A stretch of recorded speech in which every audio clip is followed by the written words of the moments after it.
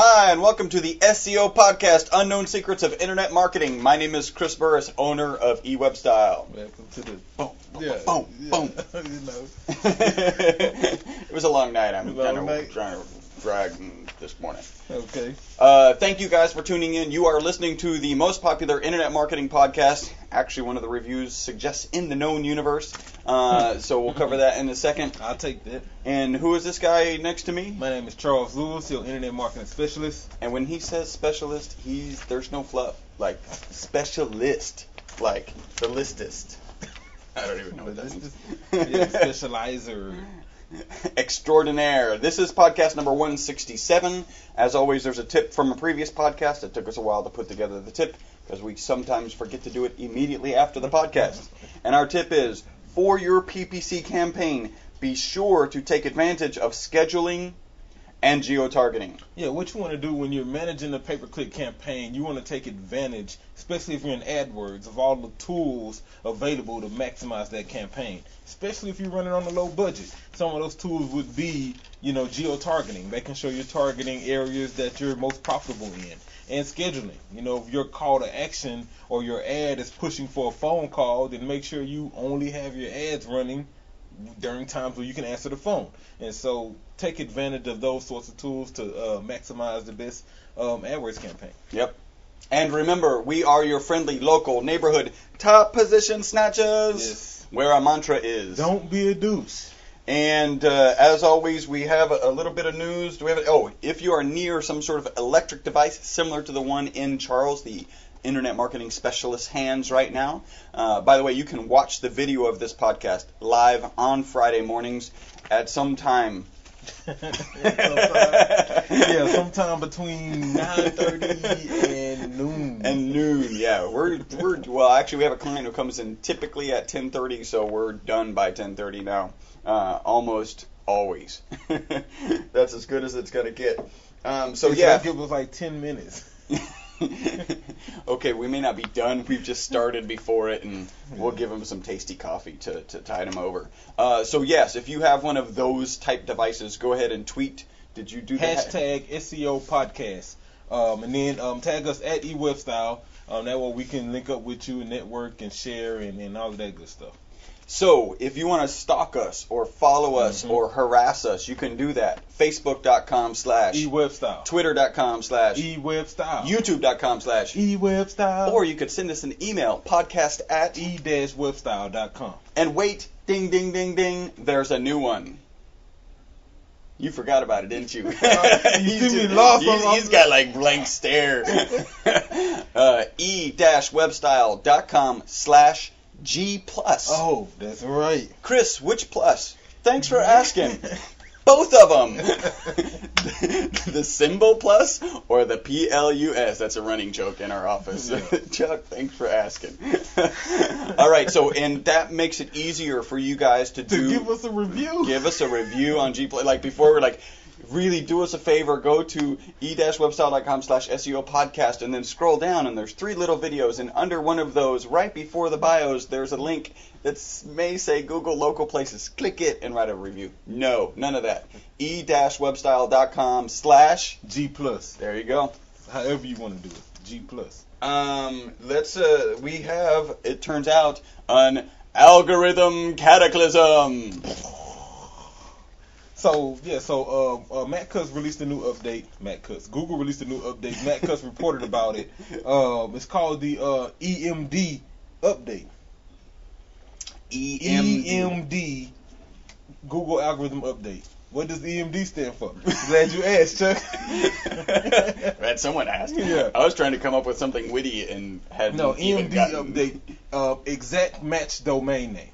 That's what it stands for. So right now there are targeting sites that have exact match domain names. The problem they're finding is that most of the sites that have these exact match domain names, or EMDs, tend to have very bad content or thin content, because SEOers know that was one of the quickest ways to get to the top of the search engine results, was to have that exact match domain name.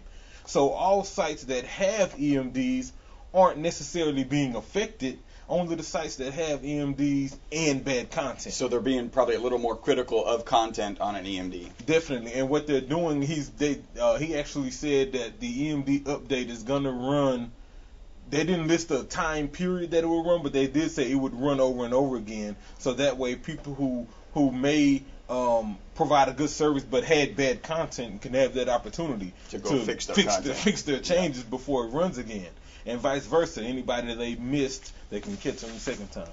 So exact match domain names, unfortunately, they're losing value. It's not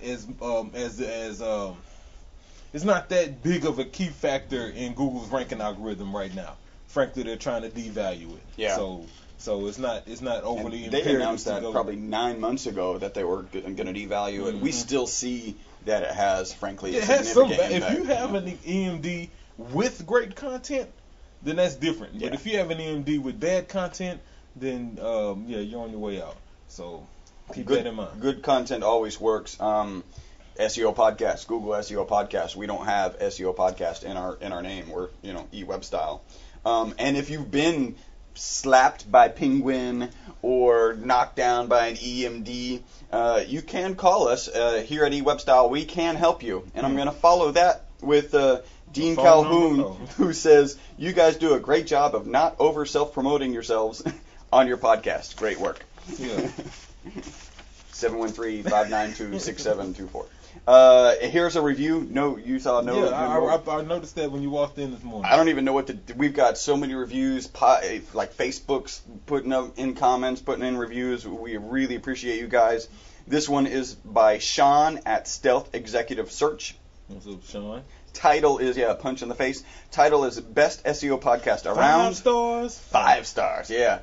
Great information, great advice, and very entertaining. As a business owner of a growing firm, I have prioritized SEO as our top marketing strategy. Good idea. Yeah, good decision. I was just talking about that last night with an entrepreneurial student at the University of Houston in the entrepreneurial program. The inner geek in me refuses to outsource it since I want to learn a new skill. Yeah, we've all been there. I understand sometimes that's not the wisest decision, especially if you are the business owner, but I understand. Yeah, in fact, most of the time, it's not the wisest decision. Unfortunately, I don't like nor have the time to take formal classes. That's why it's not the wisest decision. Yeah. Or sit around reading a book. I turn to podcasts and videos during my commute and evenings to squeeze in all the SEO studying I can possibly get. This podcast is by far the best on the topic. It is ADHD friendly. Ooh, that's it. We're going to add that. ADHD friendly. Funny, informative, and takes into consideration the learning curves of the audience. Chuck and Chris are awesome, not douchey, and the advice is rock solid. Wow, that's awesome. That's the combo. Punch in the all face of that. to Sean. Appreciate your support, Sean. Thank you for tuning in. You said you on your commute you look to podcast and video, so I'm not sure if you're downloading ours or if you're watching it. Yeah, but either way. Well, yeah. In Houston, if you say the word commute, you are driving. You are, yeah. Like people don't commute. Yeah, there's like eight buses that commute. So when you say that, we assume you're not watching video. Maybe you are, because maybe you're taking a train or something. Or something like that. You're in a major metropolitan area with a formal metro system like we don't have. Here's another review. This one's on Facebook. Gary Troy Miller. I freaking love your show, guys. Freaking. I get a lot of actionable content, and let's face it, freaking. And let's face it, a lot of laughs. Here is a punch in the face to you both for all the great work. Pow. Pow. Yeah. Super strong one. Appreciate it. All right, we've got a question. This is from Facebook as well. Okay, I'm going to skip through this. He says, yes. Stitcher and my company share investors, which is how he got turned. Stitcher, okay. Yeah, that's cool. Which is how he got turned on to our SEO podcast. And let's see. So he searched SEO. We came up. SEO is a hobby. I'm embarrassed to say I've now listened to all of your podcasts in the shower. Yeah, we just did TMI. Didn't need to know that, though. Really didn't. Followed by, my employees often tell me to stop futzing around with analytics in the shower. I have a question for you. Our company leases homeowners solar... waterproof iPad. I'm sorry. Yeah, that's a good idea. $1 million idea. Our company leases homeowners solar over the phone. So Solar cells. panels? Okay. Yes. I think I did visit their website. The question they ask are always the same that the homeowners ask. So I figured in order to scoop up some of the search traffic for video, we'd bang out the questions in short videos. That's what he's done. And then SEO the crap out of them. That's what we do. We SEO the crap out of stuff. I like that. And they did that here. He has a link. So you can go to our Facebook page and find this link. We've done the basic, I think. Titles, tags, some keywords, and tweeted them to our 300,000 followers. By the way, Patuf for having 300,000 followers. Apparently Solar is hot. I am having them transcribed, that's the videos, by a company. What am I missing? Well, what I would do, first off, kudos for even, making that decision to take your frequently asked questions and do them in video. That's a great way to come up with some unique content. Be careful of SEOing the crap out of something with new over-optimization penalties and things like that. It just may not be necessary if the content's good. And so what else could you do? You said you're already getting it transcribed. Now you're going to have a written version. I would blog it. I would probably send it out as a newsletter with links back to the videos. I would use that same transcription in the description area of the video. Because that's the prescription. For proper video marketing. But yeah, I would put the transcription in the video description area. So that way people could click see more. They can read along with it, frankly. And then also just make sure you're including links to whatever page on your site that video was embedded on. Make sure you include links back to that page from everywhere you send a transcription. You may be missing this. I would, because we haven't checked it out, I would make sure you have, I think you did mention alt tags. Just make sure you have an image, because some people will say, oh, I've got video, so I don't need an image. The image is a good place for an alt tag. Also, make sure that the script that you're going to do in the video starts with your keywords, because two reasons. One, you're transcribing it, and two, Google can actually transcribe it on its own, so it knows what your video is saying. So just like a typical article, when in the article you want to make sure you're mentioning your keywords in the beginning, one in the title tag, one in the header tag, and then somewhere in that first paragraph you want to do the same thing in the video transcript. So don't, sometimes the question isn't a great keyword. It's really, the answer to the question has a better keyword set. And if you can squeeze it in, your first, 4 words should be the keyword you're targeting in the video, if you can do that. Also, don't be a douche and do it and sound stupid. That's not going to accomplish. Your video has good quality and good content. Rich Ingersoll. This is on Facebook. Found your podcast today, and I have to say thanks. I listened to episodes on a 10-hour drive, and it turned a brain-dead drive into a learning opportunity. We are the Red Bull of SEO podcasts. 10-hour drive? Yeah. That was a one-time deal, dude. Yeah. That's not your daily commute, is it? Because the math doesn't work. Yeah, that means you work, a 4-hour day.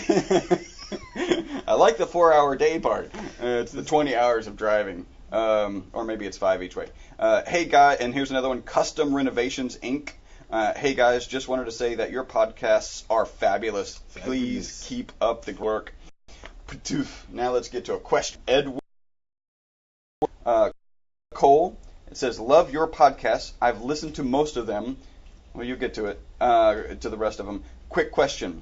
OpenCart or ZenCart? This kind of like the Marion or Ginger, right? Yeah, you want blonde or brunette. Which is more back-end user-friendly and SEO-friendly? It'd be great to cover in a podcast.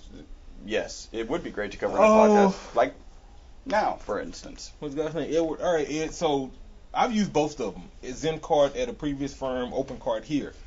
They both work well. From my experience, I will say I haven't used ZenCart in a while because we've been using OpenCart, and frankly, we've been using Shop Plugin and FoxyCart and things like that time with WordPress to get a better SEO backend to address that part of your question. But from what I remember, ZenCart worked fine. It was extremely SEO friendly. The admin area and backend was easy to use. It was I wasn't that comfortable with the layout. It was kind of tough to deal with, hard to find things, but it had a lot of features and it was very robust. OpenCart, extremely robust, easy to use, very simple. Frankly, easy to kind of install and manage. We've done a couple custom OpenCart projects. Tend to work well. We tend to use OpenCart for bigger, a massive bigger e-commerce site. Counts, yeah. Yeah, if they have the whole bunch of products, then we'll push them to OpenCart. If it's a smaller set of products, then we'll just use the WordPress plugin. So, hope that helps. Yep. And last thing that I'll read, this is from Mason World. The guy's name is Mark. It says, "Hey boys, just found you last week. I am a Houston native living in Dallas." Sorry about that. Yeah. And have my own internet marketing podcast. Oh, you should have linked it. We'll check it out. Like your show, it's fresh and entertaining.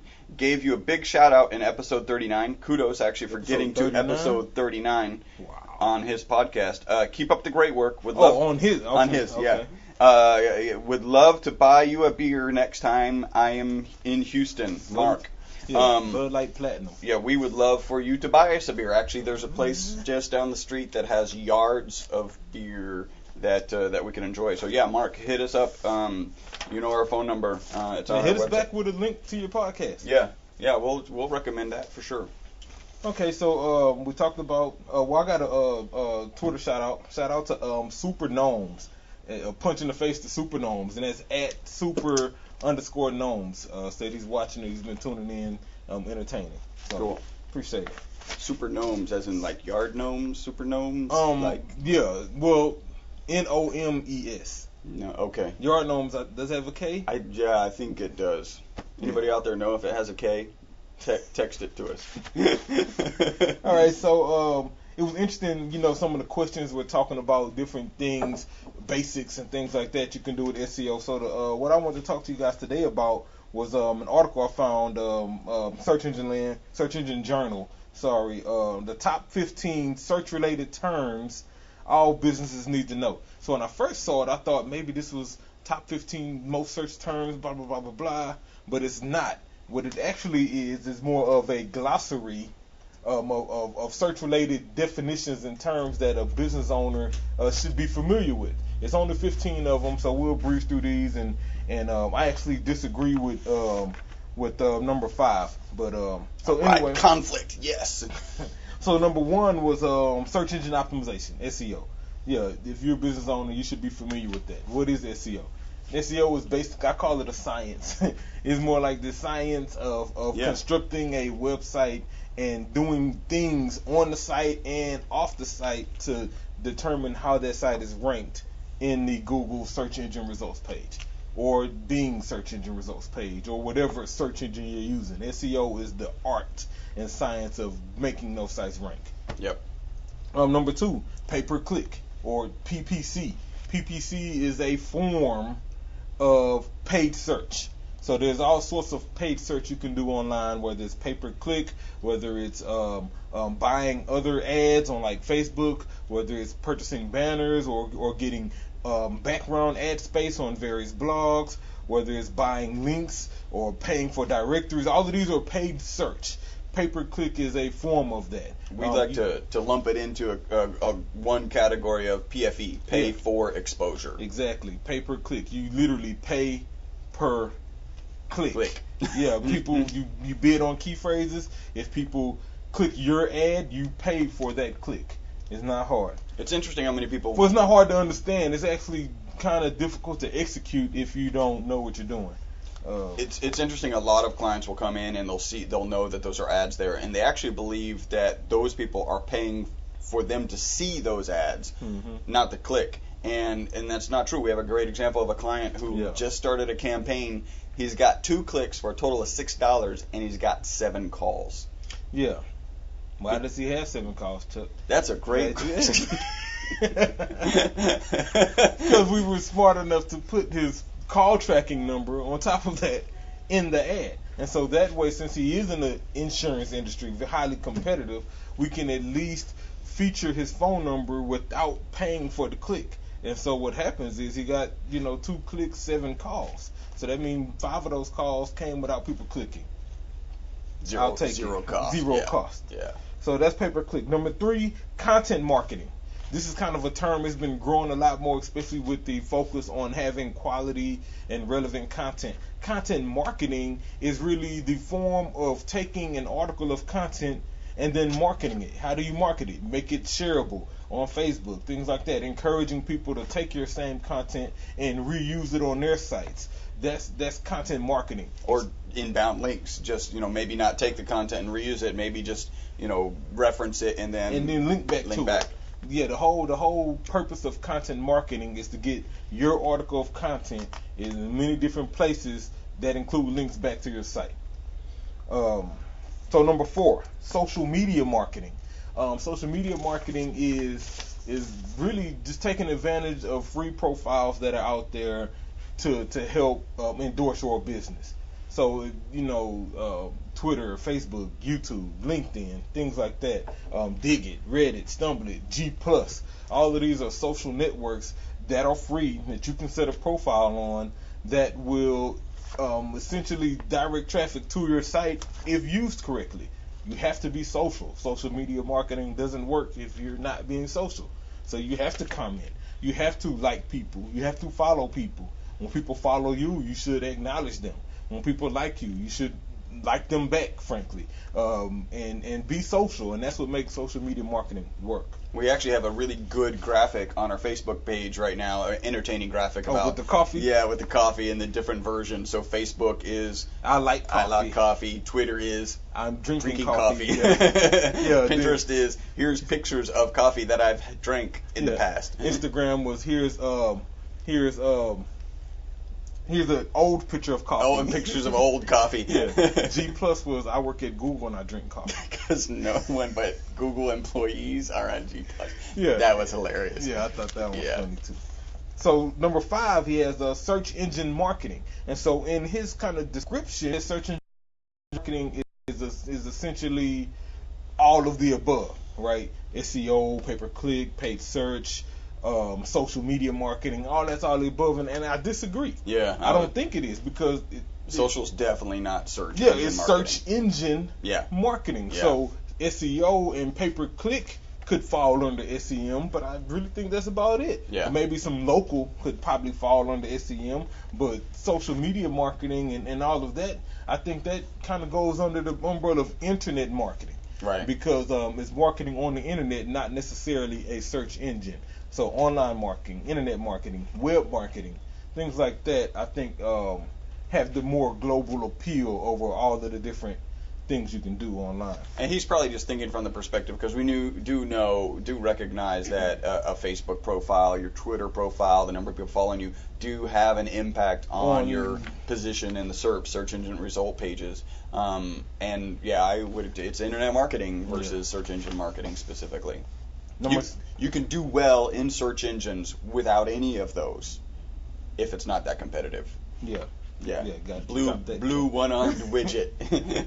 By the way, it's cool to see traffic coming to our site from the phrase blue one-armed widget. We know somebody's listening to our podcast. They've Googled blue one-armed widget and say, wow, they really are in the first position, maybe 2 for blue one-armed widget. Yeah, Number 6.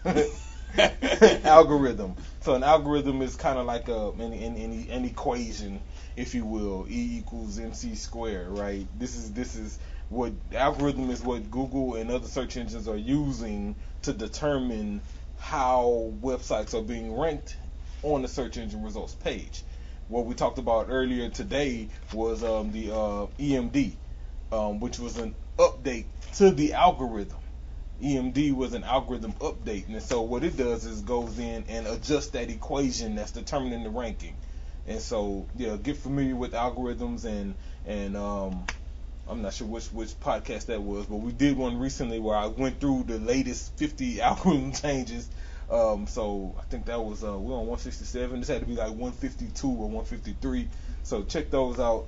But yeah, that's an algorithm. It's the formula. That's the word I was looking for. The formula that Google uses to rank websites.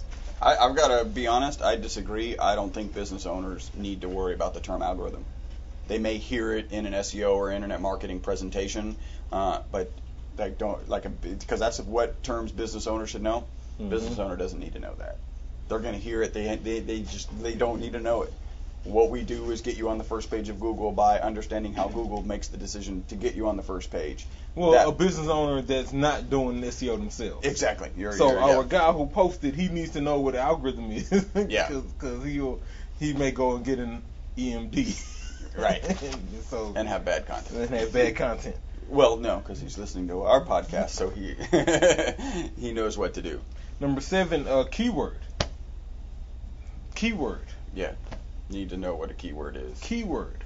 I'll keep it moving. That was, I'm not gonna waste time on that. You did it 3 times. That's the appropriate amount for our podcast. Keywords. Number 8, search engine results page, or SERP. SERP. Yeah. So that's what that is. This is the page you get to after you put your search term in. The whole page of results. That's the SERP page. Number 9, conversion. This is a key one. All business owners should be familiar with conversion. Conversion is the action that happens. What happens once that visitor lands on your site? Did they pick up the phone and call you? So that's a conversion. Did they fill out a form and email you? That's a conversion.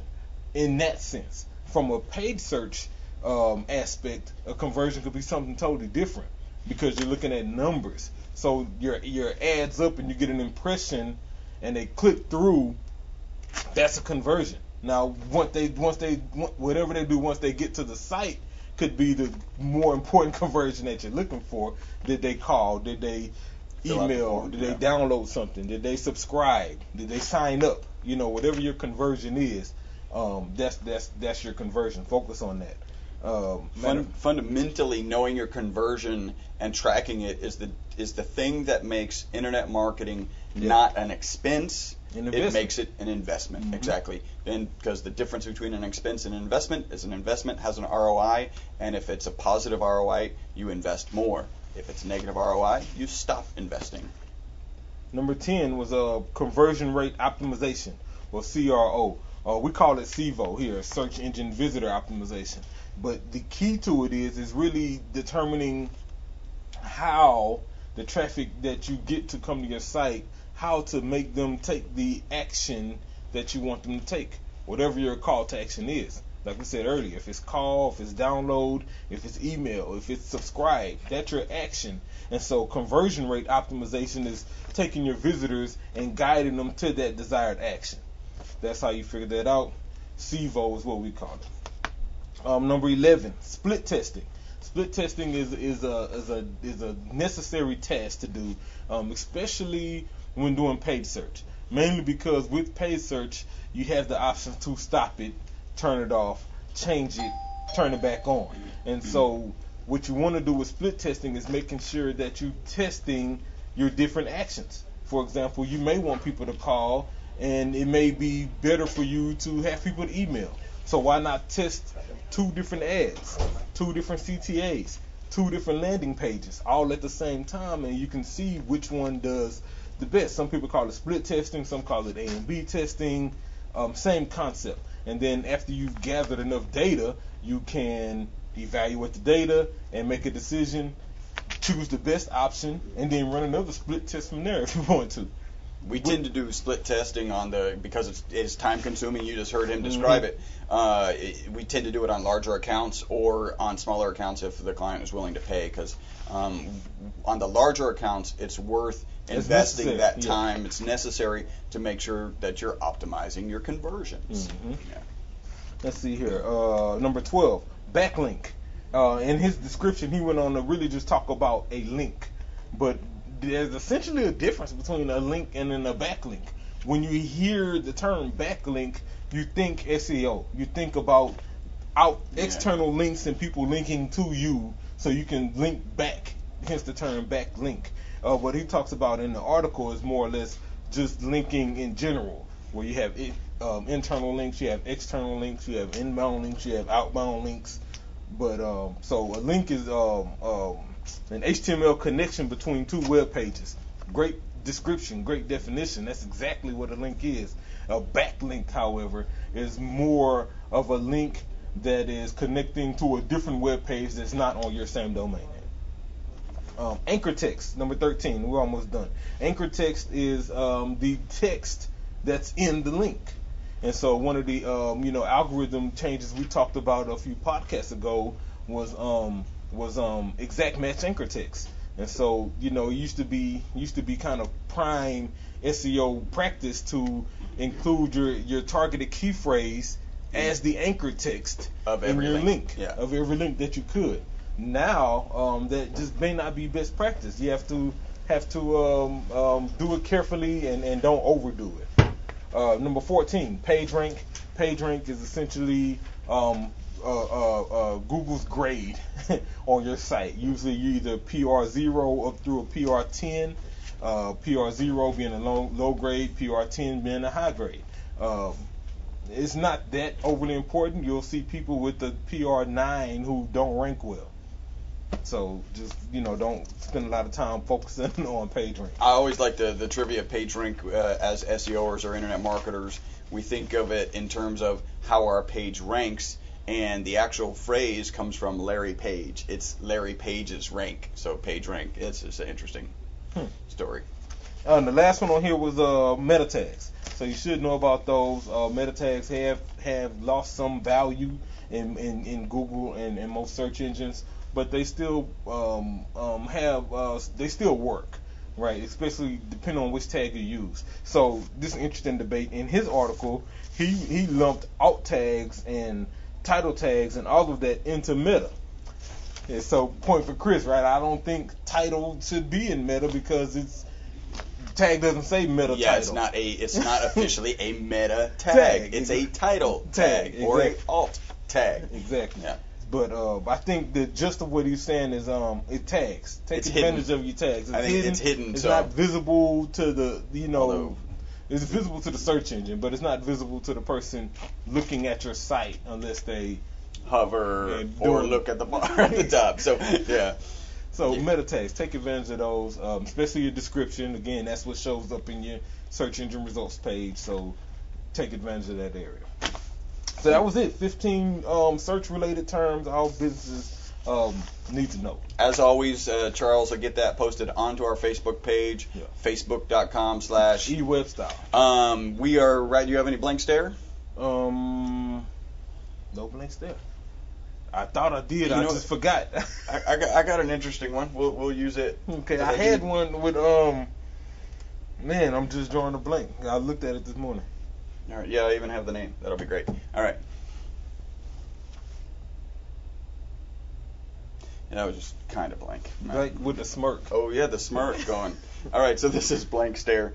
The guy who created the website jailbreakme.com, obviously for jailbreaking iPhones. He had Apple has chosen the practice of, well, we'll just hire him so he's not out there jailbreaking. Mm-hmm. He's no longer employed as a remote intern with Apple, and his name is Nicholas Allegra. This is the blank stare. He neglected to reply to the extension of the employment offer, and then they rescinded the offer. Wow. You're remote. He probably wasn't even doing anything. Who knows? He was just getting paid not to do what he was doing. Yeah, like. Now you're no longer getting paid to not do what you were doing, so now you have to go back to doing what you don't By the get way, paid for. He probably loves it, but I thought that was a blank stare. So you were not getting paid. You were getting paid to not do what you were doing, and now you have to go back to not getting paid to do what you were doing. Wow. Wow, that's some sort of logic vortex. Yeah, that's. So the moral of that story is reply to emails. It's not rocket science, especially from Apple. Yeah. All right, you have been listening to the most popular SEO podcast on iTunes. That is because of all of you out there. You can watch the video. We are getting caught up, so eventually we're going to be posting the audio on iTunes the Tuesday following our Friday podcast. That is our goal. We will get there. It's going to take us a while. Bear with us, and we will get there. Alex is handling that. That's Alex's desk right there. Clearly, he's not handling it right now. Do us one small favor, please. Go to e-webstyle.com/ I don't know where you're going with G this. Plus. Oh, G Plus. Okay. You have a Google account. You're probably logged into it. So once you get to the G Plus page, write a review. Yeah, give us a review. Tell us what you think. And give us a link. Send us an email, e-webstyle.com. and let us know that you submitted a review there. You could also do it on iTunes. We appreciate that as well. And that it helps us out. And if you're getting any value out of this, spread the word about us. Mm-hmm. Let other people know that you're listening to the podcast. And we're looking to get our listenership up even more. So Yes, sir. thank you guys out there. Until the next podcast, my name's Chris Burris. Charles Lewis. Bye-bye for now.